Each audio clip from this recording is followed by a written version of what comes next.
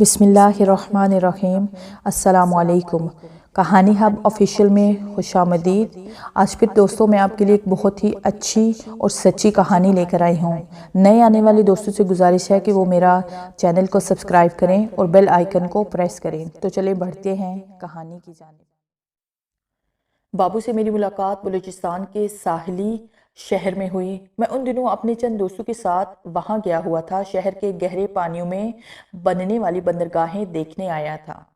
جس 5 star hotel میں میں اپنے دوستوں کے ساتھ رہائش پذیر تھا، وہ شخص اسی ہوٹل کے کمرے میں ٹھہرا ہوا تھا۔ عجیب بات تھی کہ اس شخص پر پہلی نظر پڑتے ہی میں یکا یک بے قرار کر دینے والے تجسس میں مبتلا ہو گیا۔ حالانکہ بظاہر اس میں کوئی ایسی خاص بات نہیں تھی، لیکن بہرحال میرے اندر ایک قلم کار موجود تھا جو اس بات پر مسلسل مجبور کر رہا تھا کہ یہ شخص پر اسرار ہے۔ کوئی نہ کوئی چونکا دینے والی بات ضرور ہے، اس میں کوئی خاص بات پوشیدہ ہے۔ وہ تقریباً 26-27 سال کا دراز کا جوان آدمی تھا۔ صاف ستھرا وائٹ کلر سوٹ اس پر بے حد خوبصورت لگ رہا تھا۔ میں نے دل میں ٹھان لیا اس شخص کو ضرور پرکھوں گا۔ شام کو دوستوں کے ہمراہ میں بازار گھومنے چلا گیا۔ ہماری ہوٹل واپسی رات 9 بجے ہوئی۔ کھانا ہم نے باہر سے ہی کھا لیا تھا۔ جن 2 کمروں میں ہماری رہائش تھی ان کے ساتھ اس شخص کا کمرہ تھا۔ راہداری میں چل کر اپنے کمروں کی جانب آتے ہوئے میں نے اس کے کمرے میں سرسری سی نگاہ ڈالی۔ اس کے کمرے کا دروازہ نیم وا تھا۔ وہ کرسی پر بیٹھا ہوا، آنکھیں بند کیے ہوئے، ہاتھ ماتھے پر ٹکائے خدا جانے کس سوچ میں گم تھا۔ کمرے میں پہنچ کر ہم تمام دوست خوش گپیوں میں مصروف ہوئے، جس کے باعث میں وقتی طور پر اس شخص کو بھول گیا تھا۔ باتیں کرتے کرتے غالباً 12 بج گئے تھے جب ہم اپنے اپنے بستر پر لیٹ گئے اور سو گئے۔ رات کا شاید آخری پہر تھا جب ایک مدھم کھٹکے کی آواز سے میری آنکھ کھل گئی۔ آنکھیں مل کر میں نے کمرے میں اس کھٹکے کی آواز کا سبب ڈھونڈنے کی کوشش کی، مگر کمرے کی ہر شے جوں کی توں اپنی جگہ پر موجود تھی۔ میرے بائیں جانب میرا دوست علیم بے خبر سو رہا تھا۔ ٹیبل پر شیشے کا جگ اور گلاس سالم حالت میں موجود تھے۔ میرا دماغ پوری طرح سے جاگ چکا تھا، جس کے لیے الجھن میں پڑ جانا ضروری ہوتا، مگر میرے اندر جیسے ایک نامعلوم قوت مسلسل الجھن اور پریشانی میں مجھے مبتلا کرنے پر تلی ہوئی تھی۔ اچانک میرے ذہن میں ایک جھماکا سا ہوا اور میں اچھل پڑا۔ میری اس بے ساختہ حرکت کا سبب وہ پر اسرار شخص تھا جو اچانک ہی میری یادداشت کی سکرین پر نمودار ہوا تھا۔ وہ شخص میرے کمرے سے مخلک کمرے میں موجود تھا۔ نہ جانے کیوں وہ یاد آتے ہی میرے جسم کے اندر عجیب سی سنسنی دوڑنے لگی۔ ایک ہیجان سا پورے بدن کو محسوس ہونے لگا۔ بے اختیار جی چاہنے لگا کہ جا کر اس کے کمرے میں جھانکوں۔ چند لمحوں کے لیے اس بے ساختہ امڈنے والی خواہش کی نفی میں سوچتا رہا، لیکن وہ خواہش اتنی شدید اور بروقت تھی کہ اسے مسترد کرنے کی تمام دلیلیں مسدود ہو گئیں۔ اگلے ہی لمحے میرے قدم دروازے کی جانب اٹھنے لگے۔ دروازہ کھول کر میں باہر نکلا۔ راہداری سنسان تھی۔ بازار قریب قریب بند ہو چکا تھا۔ سامنے سڑک پر اکا دکا گاڑیاں آ جا رہی تھی۔ دبے پاؤں چلتا ہوا میں اس کے کمرے کے سامنے جا کر رکا۔ دروازہ اندر سے بند تھا، البتہ اندر کمرے میں فل روشنی محسوس ہو رہی تھی۔ میں نے چور نظر سے پوری راہداری کا جائزہ لیا کہ کہیں کوئی میری اس حرکت کا نوٹس تو نہیں لے رہا ہے۔ راہداری بالکل خالی تھی اور ویران تھی۔ بند دروازے کے جھری سے آنکھ لگا کر میں کمرے کے اندر جھانکنے کی کوشش کرنے لگا۔ جھری گو کہ بے حد چھوٹی تھی، مگر میں جو کچھ دیکھنے کا خواہشمند تھا وہ اس چھوٹی سی جھری میں بالکل صاف نظر آ رہی تھی۔ حیرت کا ایک خوشگوار جھونکا میرا استقبال کرنے لگا۔ وہ شخص بیڈ پر لیٹے ہونے کی بجائے کرسی پر سر جھکائے بیٹھا ہوا تھا، بالکل اسی پوزیشن میں جیسے کہ ابتدائی رات اسے کمرے کے سامنے سے گزرتے ہوئے میں نے دیکھا تھا۔ اچانک میرے پیچھے ایک خفیف سی آہٹ ہوئی۔ بے ساختہ گردن موڑ کر میں نے پیچھے دیکھا۔ ایک سیاہ رنگ کی بلی محض چند قدموں کے فاصلے پر میرے پیچھے راہداری کے بیچوں بیچ کھڑی اپنی سرخ آنکھوں سے مجھے گھور رہی تھی۔ اس سیاہ بلی میں عجیب سی پر اسراہٹ محسوس ہو رہی تھی۔ یہی وجہ تھی کہ چند سرد لہریں بے اختیار مجھے اپنی لپیٹ میں لینے لگی۔ بلی کے سراپا کا جائزہ ابھی تک میں نے مکمل نہیں کیا تھا کہ یکلخت دروازہ کھلا۔ دروازہ کو کہ آہستہ کھلا تھا، لیکن مجھے یوں لگا جیسے میرے پیچھے کوئی بم پھٹا ہو۔ وہ شخص دروازے کے درمیان میں کھڑا الجھی ہوئی نظروں سے مجھے دیکھ رہا تھا۔ شدید احساس جرم کے باعث لمحہ بھر کے لیے میری ٹانگیں کام کر رہ گئی۔ میری حالت اس وقت اس چور کی سی تھی جسے رنگے ہاتھوں پکڑا گیا ہو۔ قطعی سمجھ میں نہیں آ رہا تھا کہ اس نازک ترین موقع پر کیا جواز ڈھونڈوں۔ بہرحال میری شکل اس شخص نے خود ہی آسان کر دی۔ اس نے پوچھا، جی خیریت تو ہے؟ میں نے اپنی بکلاہٹ پر حتی المکان قابو پانے کی کوشش کرتے ہوئے کہا، جی وہ دراصل میں ادھر سے گزر رہا تھا، آپ کے کمرے میں روشنی دے کر جھانکنے کی جسارت کر بیٹھا۔ اس نے غور سے سرتپا میرا جائزہ لیا، پھر بولا، آپ غالباً ساتھ والے کمرے میں رہتے ہیں؟ میں نے کہا، جی ہاں، آپ کے کمرے کے ساتھ والا اور اس سے ملحق کمرہ میرا اور میرے دوستوں کے پاس ہے۔ اس نے اچانک پیچھے ہٹ کر کہا، آئیے آئیے اندر آئیے۔ اس کی اس طرح اندر آنے کی دعوت میرے لیے قطعی غیر متوقع تھی، لیکن بہرحال مجھے تو ایک بہانہ چاہیے تھا، سو میں بے ترک کمرے میں داخل ہو گیا۔ مجھے کرسی پر بیٹھنے کا اشارہ کرتے ہوئے وہ خود بیڈ پر بیٹھ گیا۔ کمرے پر میں نے ایک نگاہ خاص ڈالی۔ کمرہ بے حد سادگی اور خوبصورت انداز میں سجا ہوا تھا۔ ہر چیز نفاست اور سلیقے سے اپنی جگہ رکھی گئی تھی۔ کمرے کا جائزہ لینے کے بعد میں نے اس کی جانب دیکھا۔ مجھے اپنی جانب دیکھتے پا کر اس نے اپنا تعارف کروایا۔ میرا نام غلام حسین ہے، لوگ پیار سے بابو کہتے ہیں۔ میرا تعلق صوبہ سندھ سے ہے، سانگر شہر میں رہتا ہوں۔ میں نے مسکرا کر کہا، واہ بہت خوب، کیا حسن اتفاق ہے، میں بھی اسی ضلع کا باسی ہوں۔ اس نے اپنی جگہ چھوڑ کر مجھے گلے سے لگاتے ہوئے کہا، یعنی آپ بھی ضلع سانگر میں رہتے ہیں؟ اسے بغل میں سماتے ہوئے میں نے پرمسرت لہجے میں کہا، جی ہاں میں سانگر میں ہی رہتا ہوں۔ وہ مجھے دیر تک گلے سے لگائے رکھا۔ تھوڑی دیر بعد ہم دونوں آمنے سامنے بیٹھے کچھ یوں بے تکلفی باتیں کر رہے تھے گویا برسوں کی شناسائی ہو۔ مختلف موضوعات پر باتیں کرنے کے بعد میں نے اسے معذرت خانہ انداز میں کہا، بابو جی معاف کرنا، میں نے ایک آپ سے جھوٹ بولا تھا۔ وہ سوالیہ نظر سے مجھے دیکھنے لگا۔ میں نے کہا، دراصل میں آپ کے کمرے کے سامنے سے گزر نہیں رہا تھا بلکہ دانستہ دروازے سے جھانکنے لگا تھا۔ اس نے قدرے الجھن آمیز مسکراہٹ کے ساتھ پوچھا، وجہ بتا سکتے ہیں؟ میں نے کہا، اصل بات یہ ہے، کل دن میں پہلی بار آپ کو دیکھتے ہوئے نہ جانے کیوں مجھے ایسے لگا جیسے عام انسانوں سے آپ بالکل مختلف ہیں۔ گو اس بات کی کوئی توجہ ہی پیش نہیں کر سکوں گا، لیکن اتنا ضرور کہوں گا کہ آپ میں کوئی نہ کوئی انوکھی بات چھپی ہوئی ہے۔ اوہ یہ بات ہے۔ اس نے ایک طویل سانس خارج کی۔ مگر آپ اس قدر دلچسپی کیوں لے رہے ہیں؟ میں نے کہا، بابو جی میں ایک کہانی کار ہوں، حقیقی کرداروں کی مجھے سدا تلاش رہتی ہے۔ میری بات سن کر اس کے چہرے پر یکایک چمک سی آ گئی۔ بولا، واہ یہ تو بہت اچھی بات ہے، کیا آپ میری کہانی لکھ سکتے ہیں؟ میں نے کہا، آپ کی کہانی اگر میرے قارئین کے معیار پر پوری اتری تو ضرور لکھوں گا۔ اس نے پر یقین لہجے میں کہا، 100% یقین ہے کہ میری کہانی آپ کے قارئین کے معیار پر پوری اترے گی، تو پھر بسم اللہ کر کے سنائیں۔ بابو جی میں نے فرمائش کی۔ اس نے ایک ٹھنڈی آہ بھری اور نظریں اٹھا کر چھت کو گھورنے لگا۔ انداز بتا رہا تھا کہ وہ کچھ یاد کرنے کی کوشش کر رہا تھا۔ میں اس کی جانب منتظر نگاہوں سے دیکھنے لگا۔ کافی دیر بعد چھت سے نظریں ہٹا کر اس نے میری جانب منتقل کی اور بولا، یہ آج سے 8 سال پہلے کی بات ہے۔ ان دنوں میں نیا حیدرآباد یونیورسٹی میں داخل ہوا تھا۔ ہفتہ وار تعطیلات میں کبھی کبھار میں اپنے گھر بھی جایا کرتا تھا۔ یہ ایسے ہی ایک دن کی بات ہے، میں ہفتے کی شام اپنی کار میں گھر جا رہا تھا۔ سفر زیادہ 1.5-2 گھنٹے کا ہوا کرتا تھا۔ بدقسمتی سے میری گاڑی آدھے راستے میں خراب ہو گئی۔ اپنی بساط کے مطابق انجن سے ٹیک لگائے میں آس پاس کا جائزہ لینے لگا۔ یہ جگہ آبادی سے قدرے پرے تھی۔ آس پاس سڑک کے دائیں بائیں جھاڑیاں اگی ہوئی تھی۔ سمجھ میں نہیں آ رہا تھا کہ کیا کروں۔ سورج ڈوب چکا تھا، اندھیرا پھیلنے والا تھا۔ سڑک پر گاڑیاں آ جا رہی تھی۔ اب ایک ہی صورت ممکن تھی کہ گاڑی کو چھوڑ کر بس میں بیٹھ جانا اور گھر چلے جانا، مگر گاڑی کو یوں بے یارو مددگار چھوڑنے پر دل آمادہ نہیں تھا۔ سوچ کی انہی بھول بھلیوں میں بھٹک رہا تھا، اچانک خوشبو کا ایک جھونکا میری ناک سے ٹکرایا۔ چونک کر دیکھا تو حیرت اور خوشی کی لہریں میرے وجود کو اپنی لپیٹ میں لینے لگی۔ ایک حسین و جمیل لڑکی میرے بائیں جانب کھڑی مسکراتی ہوئی نظروں سے دیکھ رہی تھی۔ میں نے سر سے پاؤں تک ایک بے ساختہ نگاہ اس پر ڈالی۔ میری دل کی دھڑکنیں بے ساختہ ادھر ادھر ہو رہی تھی۔ حیرت کی بات یہ ہو رہی تھی کہ اس اندھیرے اور ویران سی جگہ میں ایک لڑکی کا یوں اچانک ظاہر ہونا، جبکہ خوشی کی بات یہ تھی کہ اس وقت میرے پاس ایک حسین لڑکی کھڑی تھی۔ میرے اور اس کے سوائے میرے پاس کوئی نہیں تھا۔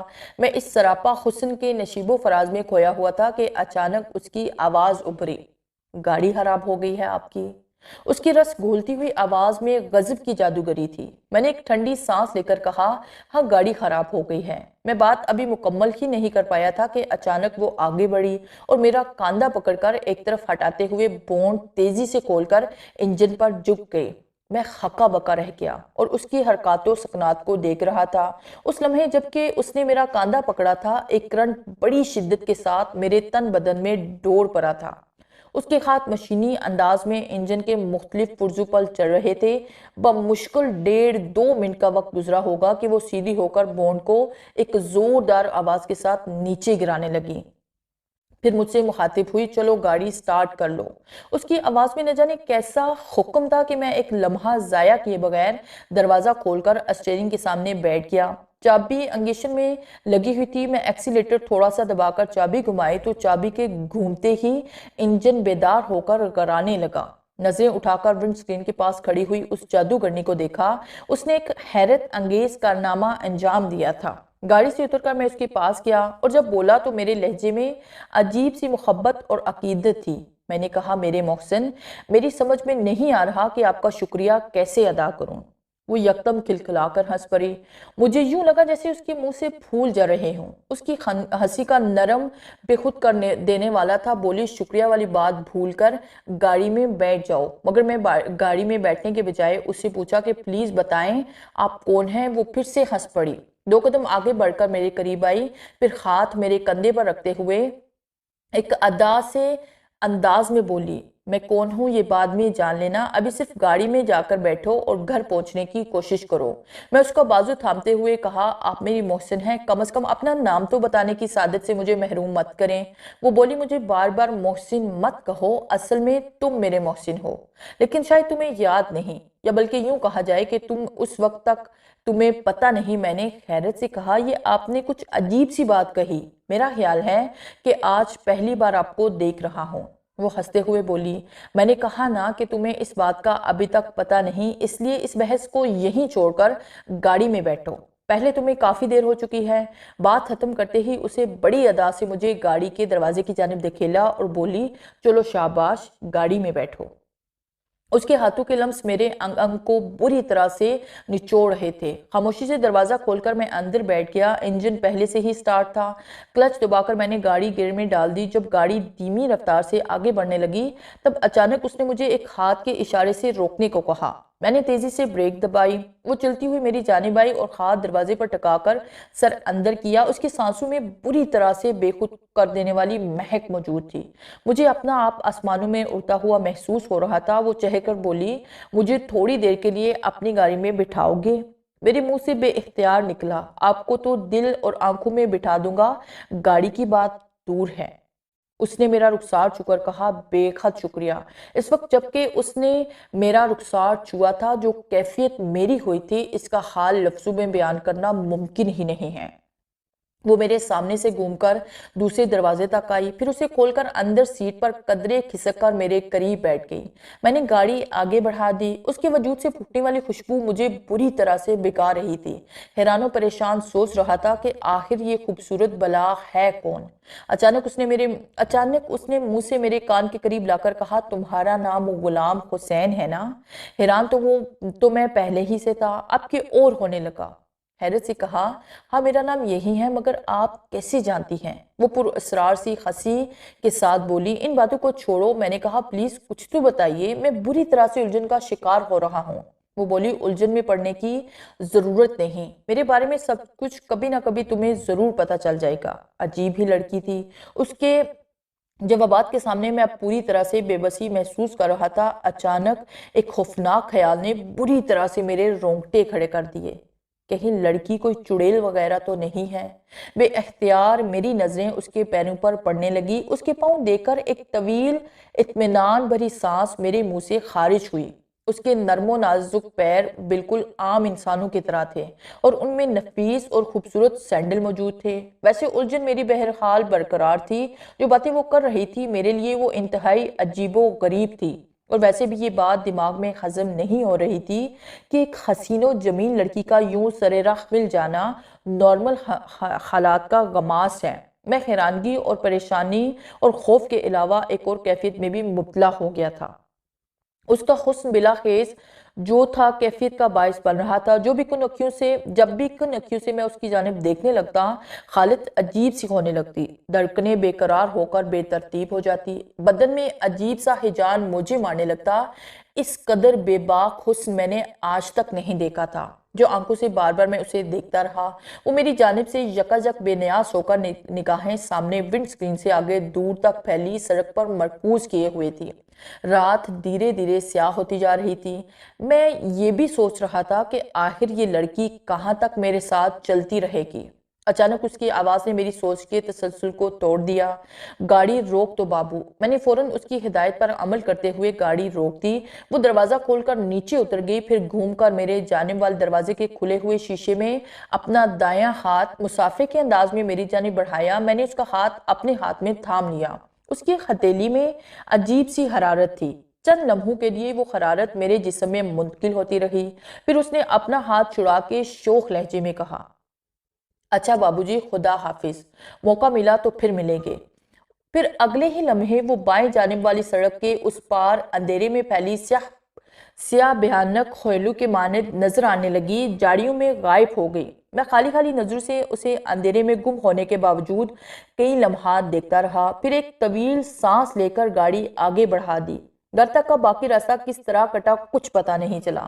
میرے دل و دماغ میں اس لڑکی کا سحر بری طرح سے چھایا ہوا تھا۔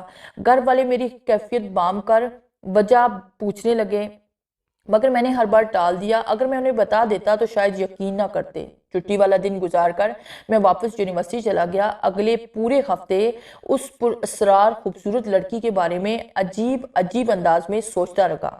اگلے ہفتے کی چھٹی گزارنے ایک بار پھر گھر کی جانب میں اسی راستے محو سفر تھا، وہ جگہ جہاں پچھلے ہفتے میری گاڑی خراب ہوئی تھی، مجھے اچھی طرح یاد تھی۔ وہاں پہنچ کر میں نے باقاعدہ گاڑی روک لی اور گاڑی سے اتر کر ادھر ادھر بے مقصد گھومنے لگا۔ خدا جانے کیوں یہ خیال بار بار آ رہا تھا، وہ لڑکی آج پھر ملے گی، اور یہ خیال اس قدر پختہ تھا کہ میں پورا ایک ہفتہ وہاں پر ٹہل کر گزارا، مگر وہ پراسرار لڑکی نہیں آئی۔ مایوس ہو کر میں چل پڑا۔ پھر وہ ہفتے اور مہینے گزرنے لگے اور وہ لڑکی پھر نہیں ملی۔ شروع کے مہینے میں اس لڑکی نے میرا چین اور نیند پوری طرح سے حرام کر دی تھی۔ اس میں کوئی ایسی بات ضرور تھی کہ میں پورے مہینے تک اسے ذہن سے جھٹک نہ سکا، لیکن بہرحال گزرتے وقت کے ساتھ ساتھ جادو کی شدت کم ہوتی گئی۔ اس واقعے کے تقریباً 9 ماہ بعد میرے ساتھ ڈکیتی کا ایک خوفناک واقعہ پیش آیا۔ یہ واقعہ چھٹی والے ایک دن یونیورسٹی سے گھر جاتے ہوئے سر راہ پیش آیا۔ میں تقریباً آدھا راستہ ہی طے کیا تھا کہ اچانک سڑک کے دائیں بائیں پھیلی ہوئی چھوٹی چھوٹی جھاڑیوں میں چھپے 5 مسلح نقاب پوش ڈاکو نمودار ہو گئے اور پلک جھپکتے مجھے اپنے حصار میں لیتے چلے گئے۔ مجھے خوفزدہ کرنے کے لیے انہوں نے میری گاڑی کے اوپر سے باقاعدہ برسٹ مارا۔ اس قسم کی صورتحال کا تصور میں نے کبھی خواب میں بھی نہیں کیا تھا، لہٰذا میرا خوفزدہ ہونا ایک فطرتی سی بات تھی۔ ڈاکو کو دیکھ کر میرے پسینے چھوٹ گئے۔ اسے پہلے کہ وہ برسٹ مار کے گاڑی کے ٹائر پھاڑ دیتے، میں نے خود ہی گاڑی روک دی۔ میں بالکل تنہا تھا۔ ہتھیار کے نام پر میرے پاس ماچس کی تیلی تک نہ تھی۔ نقاب پوش ڈاکو کی تعداد 5 تھی۔ گاڑی کے رکتے ہی وہ پانچوں دندناتے ہوئے گاڑی کے دروازے کھول کر اندر گھس آئے۔ ایک ڈاکو نے پستول کا راک میری پسلیوں میں گھسیٹتے ہوئے غراقت سے مشابہ آواز میں کہا، گاڑی فوراً بائیں جانب والی کچی سڑک پر موڑ دو۔ میں اس کی ہدایت پر فوراً عمل کرتے ہوئے گاڑی بائیں جانب کچے راستے پر ڈال دی۔ میرے ہاتھ پاؤں تھر تھر کانپ رہے تھے۔ دماغ اس قدر معاف تھا کہ سوچنے سمجھنے کی صلاحیت تقریباً سلب ہو چکی تھی۔ سڑک کے بائیں جانب جانے والا وہ راستہ آگے جا کر گھنی جھاڑیوں میں داخل ہو گیا۔ 20-22 منٹ کی مسافت کے بعد نقاب پوش ڈاکو نے مجھے گاڑی اس کچے راستے سے نکلنے والے ایک اور کچے راستے پر موڑنے کا حکم دیا، اور یہ راستہ آگے مزید ایک فرلانگ آگے جا کر ایک کچی بوسیدہ مکان پر ختم ہوا۔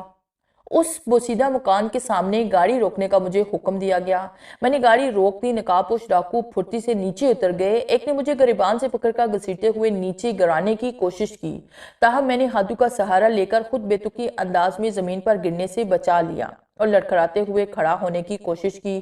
ایک نقاب پوش نے کلاشنکوف کو کوئی نال کی جانب سے ڈنڈے کی طرح پکڑ کر زور سے گھمایا۔ اگلے ہی لمحے کلاشنکوف کی بٹ پوری قوت سے میری کمر پر پڑی۔ درد کی ایک شدید لہر اٹھی اور میرے پورے جسم کو اپنے لپیٹ میں لیتے چلی گئی۔ ڈاکو کے متعلق بہت کچھ میں نے کتابوں کہانیوں میں پڑھا تھا اور لوگوں کی زبانی سنا تھا۔ آج میری ذات خود ڈاکو کی تمام تر صفاقی اور خوفناکی کو عمل کی آنکھ سے دیکھ رہی تھی۔ میرے رونگٹے پوری طرح سے کھڑے ہوتے جا رہے تھے۔ خوف سے کانپتے ہوئے میں ان 5 نقاب پوشوں کو دیکھ رہا تھا جو مجھے اب چھوڑے آپس میں ایک گروپ کی صورت میں کھڑے زور و شور سے کسی مسئلے پر گفتگو کر رہے تھے۔ وہ چاروں مقامی زبان میں بات کر رہے تھے، مگر میرے لیے وہ زبان اس قدر ناقابل فہم بھی نہ تھی کہ کچھ نہ سمجھتا۔ وہ چاروں اس وقت مجھ سے متعلق بات کر رہے تھے، بلکہ یوں کہا جائے کہ میرے مستقبل پر گفتگو کر رہے تھے۔ ایک کہہ رہا تھا کہ اس کے ہاتھوں کو باندھ کر کسی جاڑی میں پھینک دیتے ہیں، لیکن دیگر تین تک تجویز کی شدید مخالفت کر رہے تھے۔ ان کا کہنا تھا کہ چونکہ میں نے ان کا ٹھکانہ دیکھ لیا تھا، لہٰذا میرا زندہ چھوڑ جانا بعد میں ان کے لیے سنگین مسائل پیدا کر سکتا ہے۔ آخرکار فیصلہ ان کے حق میں ہو گیا جو تعداد میں زیادہ تھے۔ ان کا خوفناک فیصلہ جان کے میرا دل و جان سے میں کانپ اٹھا۔ خوفناک موت ان نقاب پوش ڈاکو کی صورت میں میرے سر پر منڈلا رہی تھی۔ موت کو یوں اچانک اور اتنی قریب سے دیکھ کر بے اختیار مجھے بہت کچھ یاد آ رہا تھا۔ اپنے پیاروں کے چہرے نظروں کے سامنے گھوم رہے تھے، عزیز و رشتہ دار آ رہے تھے۔ ماضی کسی فلم کی مانند ان چند لمحات میں برق رفتاری سے دماغ کے پردہ سکرین پر دوڑ رہی تھی۔ اچانک ایک ڈاکو نے گرجدار آواز میں کہا، منہ دوسری طرف کر کے کھڑے ہو جاؤ۔ تب مجھے یقین ہو چلا کہ میری سانسیں اب بس چند لمحات پر محیط ہیں۔ یوں آسانی سے مرنا مجھے قطعی گوارا نہ تھا۔ اسی لمحے میں نے اپنی ہمت جمع کی اور برق رفتار سے حرکت میں آ کر انہی کے چھوڑے قریب ترین کھڑے مسلح نقاب فروش ڈاکو پر جپٹ پڑنا چاہا، مگر اگلے ہی لمحے میرے ہاتھ پاؤں اپنی اپنی جگہوں پر ساکت رہ گئے۔ حیرت اور خوشی کے باعث مجھ پر ایک لرزہ سا طاری ہونے لگا۔ میری کیفیت صحرا کے اس پیاسے مسافر کی سی تھی جسے بالکل اس وقت پانی نظر آیا ہو۔ جب وہ پیاس کے مارے اس کا دم نکل رہا تھا، نقاب پوش ڈاکو کی عجیب ہی پوزیشن تھی۔ پانچوں نقاب پوش خوفناک ڈاکو ہوا میں سر کے بل الٹے لٹکے تھے۔ یوں محسوس ہو رہا تھا جیسے کئی نادیدہ ہاتھ انہیں ٹانگوں سے پکڑ کے الٹا لٹکائے رکھے ہوں۔ ان کے ہاتھوں سے کلاشن کوف چوٹ کر نیچے زمین پر گرے ہوئے تھے۔ ہوا میں الٹا لٹکے ان کی خوفزدہ نگاہیں بوسیدہ مکان کے دائیں جانب موجود ایک نیم ساختہ درخت کے نیچے جمی ہوئی تھی، جہاں ایک شاہکار حسن کڑی قہربار نظروں سے انہیں گھور رہی تھی۔ اس حسین و جمیل لڑکی کو پہلی نظر دیکھتے ہی میں نے پہچان لیا تھا۔ میں بھلا اسے کیسے بھول سکتا تھا؟ وہ تو میرے دل میں بسی ہوئی تھی۔ اس کی تصویروں تک میں نے دل میں ہلچل مچا رکھی تھی۔ یہ وہی پر اسرار لڑکی تھی جو آج سے کوئی 8-9 پہلے پر اسرار انداز میں مجھے سر راہ اس وقت ملی تھی جب یونیورسٹی سے گھر جاتے ہوئے بیچ راستے میں میری گاڑی خراب ہوئی تھی۔ اس کے پر اسرار اور غیر معمول ہونے کا اندازہ تو مجھے اسی روز ہوا تھا، لیکن آج اس نے بس حیرت انگیز، عقل کو تعجب نچانے والا معقول الفطر کارنامہ انجام دیا تھا۔ اس کے بعد اسے کوئی غیر معمولی لڑکی قرار دینا بھی غلط ہو جاتا تھا۔ یقیناً وہ کوئی اور مخلوق تھی۔ آج وہ اس قدر حسین لگ رہی تھی گویا کائنات بھی اس کے آگے شرمانے پر مجبور تھی۔ اچانک وہ آگے بڑھی اور الٹے لٹکتے ہوئے نقاب پوش ڈاکو کے سامنے رک گئی۔ دوسرے ہی لمحے میں نے دیکھا کہ اس کا ایک ہاتھ بجلی کی سی تیزی سے فضا میں بلند ہوا تھا، پھر اگلے ہی لمحے چٹاخ کے ساتھ ایک بھرپور تھپڑ ایک الٹے لٹکتے ڈاکو کے منہ پر پڑا۔ تھپڑ پڑتے ہی میں نے ایک اور حیرت انگیز بلکہ خوفناک منظر دیکھا۔ جس ڈاکو کو تھپڑ لگا تھا اس کا منہ ایک ہی لمحے میں پوری طرح سے پیچھے کی جانب گھوم گیا۔ اس کی آنکھیں ناقابل یقین حد تک حلقوں سے باہر نکل آئی تھی، لیکن سب سے زیادہ بھیانک منظر اس کی باہر نکلی زبان پیش کر رہا تھا۔ اس کی زبان بے تحاشا نکل پڑی تھی۔ وہ سب کچھ یوں تیزی سے ہوا کے عام حالات میں تصور بھی محال ہو جاتا۔ اسی لمحے دھم کے ساتھ اس ڈاکو کا جسم زمین پر گر پڑا۔ اس کا بے جان جسم دیکھ کر یہ اندازہ لگانا زیادہ مشکل نہیں تھا کہ وہ مر چکا ہے۔ دوسرے ڈاکو اپنے ساتھی ڈاکو کا بھیانک انجام دیکھ کر خوف سے مرے جا رہے تھے۔ ان کے ہاتھ پاؤں تھر تھر کانپ رہے تھے، مگر ان کا انجام بھی وہی ہوا جو ان کے پہلے ساتھی کا ہوا تھا۔ یکے بعد دیگرے چند ہی لمحوں بعد پانچوں نقاب پوش ڈاکو کی بے جان لاشیں ایک دوسرے کے اوپر پڑی ہوئی تھی۔ میں حیرت اور استعجاب سے گنگ بت کی مانند کھڑا اس خوفناک حسینہ کو دیکھ رہا تھا جس نے چشمے زدن میں 5 خون کیے تھے۔ پھر مڑ کر وہ میری جانب آنے لگی۔ اس کے ہونٹوں پر اب ایک دوستانہ مسکراہٹ کھیل رہی تھی۔ میرے قریب پہنچ کر اس نے اپنی باہیں پھیلائی۔ میں بے اختیار تقریباً دوڑتے ہوئے اس کے گلے سے لگ گیا۔ میری تھوڑی تھوڑی اس کے کندھے پر تھی۔ اس کی ہوا میں لہراتی زلفیں میرے چہرے پر پھیر رہی تھی۔ میں بیان نہیں کر سکتا کہ اس وقت میری کیا حالت تھی، خصوصاً اس کی زلفوں سے جو مہک اٹھ رہی تھی، خدا کی قسم آج تک میں نے کہیں بھی محسوس نہیں کی تھی۔ کتنے ہی لمحے ہم یوں ہی ایک دوسرے کی باہوں میں قید رہے، آخر اس نے خود کو چڑا لیا۔ میرا تو جی چاہ رہا تھا کہ قیامت تک یوں ہی اس کے گلے سے لگا رہوں۔ میں نے اس کا ایک ہاتھ محبت اور عقیدت سے اپنے ہاتھوں میں پکڑ کر چومتے ہوئے کہا، میری محسن، سمجھ میں نہیں آتا آپ کا شکریہ کس طرح ادا کروں۔ جواباً وہ میرے ہاتھ کا بوسہ دیتے ہوئے بولی، شکریہ کی کوئی ضرورت نہیں، ہم دونوں ایک دوسرے کے محسن ہیں۔ کبھی تم نے مجھ پر یہ احسان کیا تھا اور آج میں تمہارے کام آئی ہوں، سو حساب برابر ہو گیا۔ میں نے اس کے حسین چہرے پر نظریں جماتے ہوئے الجھن آمیز آواز میں پوچھا، آخر آپ کس احسان کی بات کر رہے ہیں؟ مجھے تو کچھ بھی یاد نہیں۔ اس نے مسکرا کر کہا، چلو میں آج تمہیں بتا دوں گی۔ پھر میں نے ہاتھ پکڑ کر گاڑی کی جانب اسے کھینچا اور بولی، آئی کہیں چل کر بیٹھتے ہیں۔ میں اس کے سنگ چلتے ہوئے گاڑی میں آ بیٹھا۔ میں چابی گھمانے لگا، گاڑی سٹارٹ کی اور اسی کچے راستے پر ڈال دی جس پر سے ڈاکو اغوا کر کے مجھے اس بوسیدہ